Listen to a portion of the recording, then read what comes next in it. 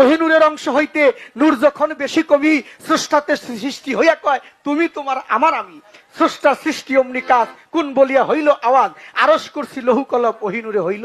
তখন ওহি নূরের অংশ হইতে নূর যখন কমিয়া যায় বলে আয় আল্লাহ তুই কাদের গনি, অমনি পড়িল সেজদায়, তাতে মোহাব্বত হইল পয়দা, তাতে নূর রইল জুদা, পঞ্চভাগে করে সেজদা তৈয়ার হইল পাকপান জাতন। পঞ্চআত্মা পঞ্চপ্রেমে পঞ্চরস হইল উদয়, পঞ্চভূতে পঞ্চতত্ত্বে খেলছেন খেলা দয়াময়, পাঁচ ভাগে হইয়া মিলন একটা ফুলের রূপ করিল ধারণ, ফুল হইতে মধুর সৃজন নিত্য নীলায় সাই নিরঞ্জন। ওই ময়না রূপে মিশে গিয়া সাজলো সুন্দর সেতারা, ৭০,০০০ বৎসর উদয় ছিল আরশ কাঙ্কুরা, সাত্রে গেচার শূন্য হতে আবাদস থাকবাতে সেতেরাই মিশিয়া তাতে একটা ডিম্বুর রূপ করিল ধারণ।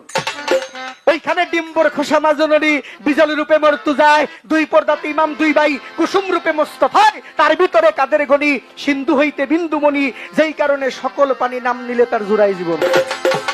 ওই আপসে আপ করে ধরি ডিম্বু যখন ফেটে যায়, সাজিয়া এক ময়ূরিনী বসিল এক ইন্দালায়, মাথার তাজে হযরত আলী, ইমাম দুই ভাই কানের বালি, গলার হার ফাতেমা বিবি, নবীজি ময়ূরিনী তখন।